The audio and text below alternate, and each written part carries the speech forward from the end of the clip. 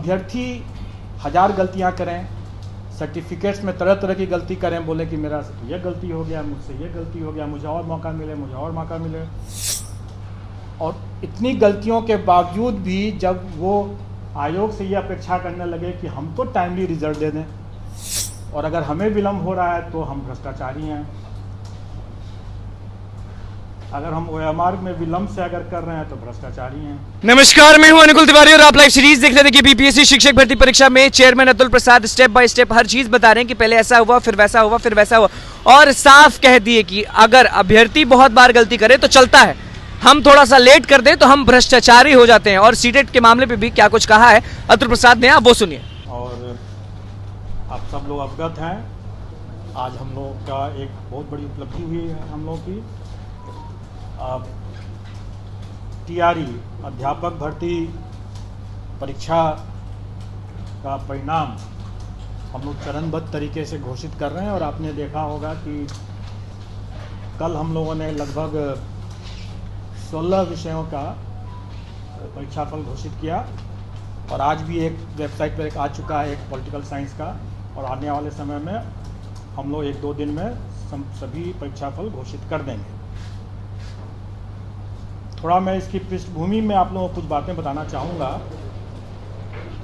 आप लोगों को स्मरण होगा कि जिस समय सरकार ने ये घोषणा की थी कि अध्यापक भर्ती किया जाएगा और यह दायित्व बिहार लोक सेवा आयोग को दिया गया था, तब से लेकर के अब तक कई अवसरों पर अलग अलग तरीके से अलग अलग लोगों के द्वारा कई संदेह और कई प्रश्न चिन्ह भी उठाए गए थे। सबसे पहले तो ये कहा गया था कि आयोग की इतनी क्षमता ही नहीं है, 10 साल में आयोग ने मुश्किल से कुछ 1000 नियुक्तियाँ ही की हैं, तो अब किसी भी हालत में इतनी बड़ी नियुक्ति आयोग नहीं कर पाएगी। उसके बाद पेपर लीक के बारे में भी लोग तरह तरह की संशय करते रहते थे, आशंका व्यक्त करते थे। उसके बाद आए दिन बार बार माननीय न्यायालय का हवाला दे करके भी लोग इसको कि परीक्षा तो स्थगित होने ही वाली है। ऐसा कोई दिन नहीं था जब लोग सुबह से लेकर के रात तक लोग इस परीक्षा को रद्द करने पर लगे हुए थे। उसके बाद कई अवसरों पर लोगों को तरह तरह की भ्रांति भी उत्पन्न हो गई, जिसके कारण से लोग कहने लगे कि अपीयरिंग कैंडिडेट्स को भी मौका मिलना चाहिए। बाद में सरकार ने उसको मान लिया। उसके बाद नया एक विवाद खड़ा हो गया और वो माननीय सर्वोच्च न्यायालय के आदेश के बाद B.Ed वर्सेस DTC का प्रश्न उठ गया। उस अवसर पर भी कई लोगों ने कहा कि अब तो परीक्षा को पोस्टपोन कर ही देना चाहिए, नहीं तो माननीय सर्वोच्च न्यायालय की अवमानना हो जाएगी। उस दरमियान हम लोगों ने यह भी एक निर्णय लिया था कि चूँकि परीक्षार्थी संशय में पड़े हुए थे, आए दिन परीक्षा स्थगित होने की बात, परीक्षा रद्द होने की बात और तरह तरह के विवाद के कारण से परीक्षार्थी जो थे, अभ्यर्थी जो थे, वो शायद उतनी तैयारी नहीं कर पा रहे थे। इसके कारण से भी हम लोगों ने ये प्रस्ताव रखा हुआ था कि हम 75% अभ्यर्थी या रिक्ति दोनों में जो कम है उसकी उतना तक हम लोग जाने का कोशिश करेंगे और उसके लिए क्वालिफाइंग जो मार्क्स है, कट ऑफ मार्क्स है, वो हम रिलैक्स भी कर सकते हैं। इसको लेकर के भी कुछ लोगों ने कहा कि अब तो गुणवत्तापूर्ण शिक्षा का क्या मतलब रह गया जब आप फेलियर कैंडिडेट्स को भी आप सेलेक्ट कर लेंगे। उसके बाद जब हम लोगों ने परीक्षा आयोजित कराई और जो प्राथमिक वाले PRT वाले जब निकल के आए तो लोगों ने हल्ला करना शुरू किया कि ये परीक्षा तो ऑफिसर्स के लिए है, ये परीक्षा तो टीचर्स के लिए नहीं है, फिर सरकार की नीयत ही नहीं है नियुक्ति करने की। ये सब बातें हुई।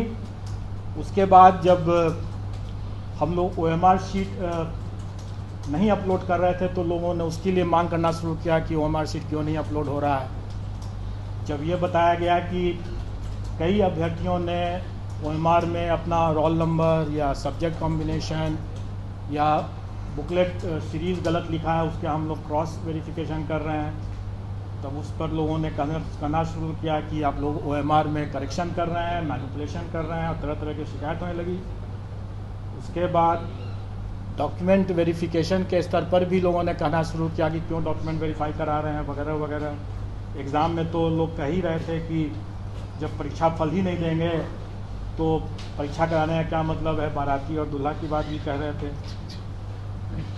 और इन सभी जो ऑब्स्टेकल्स थे, रुकावट थी, उसको दरकिनार करते हुए जब हम लोगों ने परीक्षा संपन्न करा लिया, तब उसके बाद परीक्षा जब सब साफ सुथरे तरीके से हुआ तो लोगों की अपेक्षाएं, उम्मीदें इस हद तक बढ़ गई कि लोग अब ये भी मांग करने लगे कि सीटेट में जो अनुत्तीर्ण हो गए वो कहने लगे कि 5% रिलैक्सेशन कर दीजिए, जैसे कि मेरे पास सभी समस्या का समाधान हो।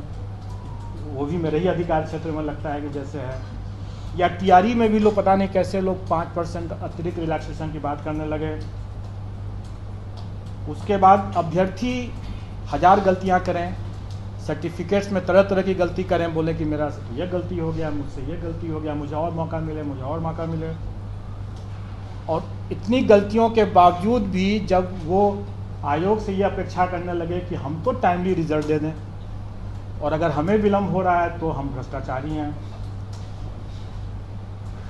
अगर हम OMR में विलम्ब से अगर कर रहे हैं तो भ्रष्टाचारी हैं। रिजल्ट टाइम पर नहीं दे रहे हैं, तुरंत नहीं दे रहे हैं, चाहे उनकी कितनी भी गलतियां हों, लेकिन हम अगर रिजल्ट टाइम पर नहीं दे रहे हैं तो हम गलत कर रहे हैं। सब कुछ होने के बाद अब जब अभ्यर्थी इतनी अपेक्षाएं अपनी बढ़ा लिए, और आप लोग भी बढ़ा लिए, तो सरकार भी पीछे क्यों रहती। तो सरकार ने भी हम लोगों से ये अपेक्षा किया कि भाई आप रिजल्ट के साथ साथ जिला भी आवंटित कर दें। अब आप देखें कि हमारा काम कितने बढ़ गए, और ये सभी काम हमें बिना किसी। तो आपने सुन लिया कि step by step Atul Prasad, chairman जो अतुल प्रसाद हैं, उनका क्या कुछ कहना था प्रेस कॉन्फ्रेंस में। बताए हैं कि शुरू से लेकर अभी तक क्या हुआ है, और ये भी कहे हैं कि हम थोड़ा सा लेट कर दिए हैं रिजल्ट में तो हम भ्रष्टाचारी कहलाने लगते हैं, और शिक्षक अभ्यर्थी जो है वो करें तो ठीक। और सीटेट पे क्या बोला वो आपने सुना। तो बस लाइव सीरीज के साथ बने, चैनल को सब्सक्राइब करें। धन्यवाद। अभ्यर्थी 1000 गलतियां करें, सर्टिफिकेट्स में तरह तरह की गलती करें, बोले कि मेरा ये गलती हो गया, मुझसे ये गलती हो गया, मुझे और मौका मिले, मुझे और मौका मिले। और इतनी गलतियों के बावजूद भी जब वो आयोग से ये अपेक्षा करने लगे कि हम तो टाइमली रिजल्ट दे दें, और अगर हमें विलम्ब हो रहा है तो हम भ्रष्टाचारी हैं। अगर हम OMR में विलम्ब से अगर कर रहे हैं तो भ्रष्टाचारी हैं।